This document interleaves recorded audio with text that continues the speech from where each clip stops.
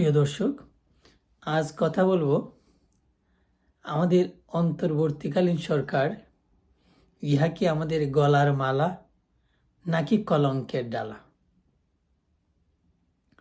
আমরা দেখেছি বাংলাদেশের ইতিহাসে যখন দলীয় সরকারের বিভিন্ন অনিয়মে সাধারণ জনগণ অতিষ্ঠ, ঠিক 5 বছর পর পর যখন 90 দিনের জন্য অন্তর্বর্তীকালীন সরকার বলেন আর তত্ত্বাবধায়ক সরকার যাই বলেন, যখন আসতো সাধারণ মানুষ যেন মুক্ত বাতাসে একটা দীর্ঘশ্বাস ছাড়ত। মানুষ বিশ্বাস করত এখন দলীয় যে ক্যাডার ভিত্তিক আচরণ তা চলবে না, অফিস আদালতে ঘুষ দুর্নীতি তা বন্ধ থাকবে, আইন শৃঙ্খলার উন্নতি হবে, চুরি ডাকাতি রাহাজানি এইসব থেকে মানুষ মুক্তি পাবে। যে কোনো সময় যে কোনো অন্যায়ের জন্য আইন শৃঙ্খলা বাহিনীর নিকট গেলে সাথে সাথে তার একটা কার্যকরী ফলাফল আমরা দেখতে পাব। এই ছিল মানুষের অন্তর্বর্তী বা তত্ত্বাবধায়ক সরকারের প্রতি একটি বদ্ধমূল ধারণা। এবং শুধু তাই না, যখন এই 90 দিনের ভিতর নির্বাচন হয়, মানুষের বিশ্বাস ছিল এই 90 দিনের ভিতর যত নির্বাচন হবে সেই নির্বাচন হবে যথাসম্ভব কালো টাকা মুক্ত, যথাসম্ভব বুথ সেন্টার দখল মুক্ত, যথাসম্ভব নিরপেক্ষ ভোট, স্বচ্ছ ভোটের মাধ্যমে জনপ্রতিনিধি নির্বাচন।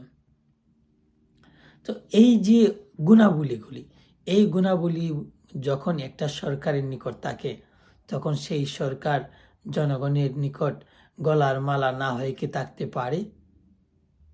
যার কারণে অন্তর্বর্তীকালীন সরকার বলেন আর তত্ত্বাবধায়ক সরকার বলেন, ইহা আমাদের মতো তৃতীয় বিশ্বের দেশে, যেসব দেশে গণতন্ত্রের জন্ম হলেও গণতন্ত্রের প্রাতিষ্ঠানিক রূপ চূড়ান্ত পর্যায়ে বিস্তৃতি লাভ করেনি, তাদের জন্য একটা আশীর্বাদ স্বরূপ একটা ব্যবস্থা ছিল। দুর্ভাগ্য হলো সত্য, এই ব্যবস্থাকে নিয়ে নানান ধরনের নাটক, নানান ধরনের কৌশল অপকৌশলের ফলশ্রুতিতে এই ব্যবস্থা একসময় আমাদের কাছ থেকে বলতে গেলে হারিয়ে যায়।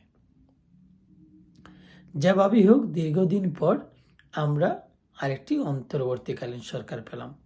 আমরা যখন অন্তর্বর্তীকালীন সরকার পেলাম, আমাদের বিশ্বাস ছিল পূর্বের যে তত্ত্বাবধায়ক সরকার ব্যবস্থাগুলি ছিল, যে সরকার ব্যবস্থাগুলোতে সেনাবাহিনী মাঠে থাকার ফলে আইন শৃঙ্খলার উন্নতি চুকে পড়ার মতো মানুষ উপভোগ করেছে, ঠিক একই অভিজ্ঞতার আলোকে মানুষের প্রত্যাশা ছিল এই সরকার আসার পরও মানুষ সেই ধরনের একটি শান্তিপ্রিয় সমাজ এবং রাষ্ট্র ব্যবস্থা দেখতে পাবে, যেখানে মানুষ নিরাপদে ঘুমাতে পারবে।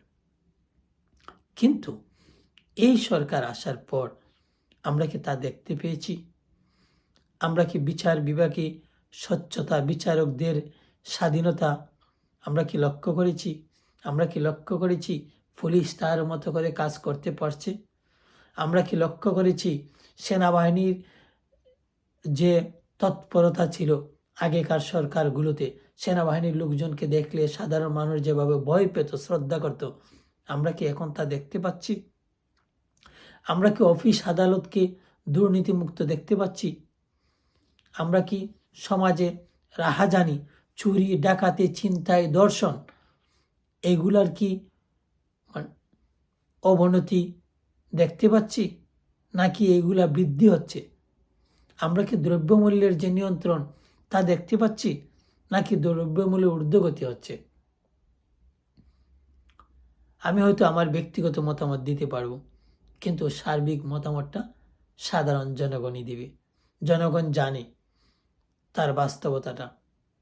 সন্ধ্যার পর যেখানে মানুষ নিরাপদে রিক্সায় এই পাড়া থেকে ওই পাড়া যেতে পারে না, মানুষ যখন সিএনজি বা টমটম নিয়ে এক জায়গা থেকে আরেক জায়গায় যেতে পারে না, শুধু যাত্রী নয়, ড্রাইভারকে রেখে তার যানবাহনটা পর্যন্ত চিন্তাই হয়ে যাচ্ছে। ড্রাইভার শুকরিয়া আদায় করে সে যে জীবিত রয়েছে।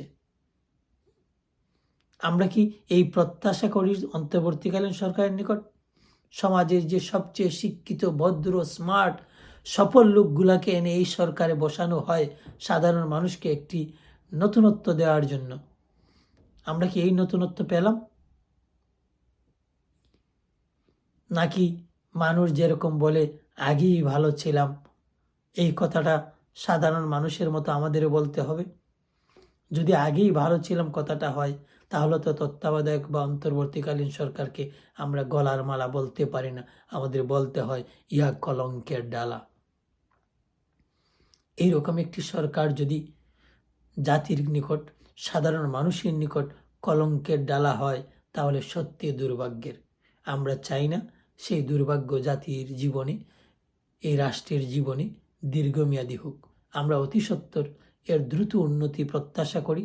যদি উন্নতি না হয়, তাহলে আমরা অতি সত্বর এর পরিবর্তন প্রত্যাশা করি। দর্শক, ভালো থাকুন, সুস্থ থাকুন।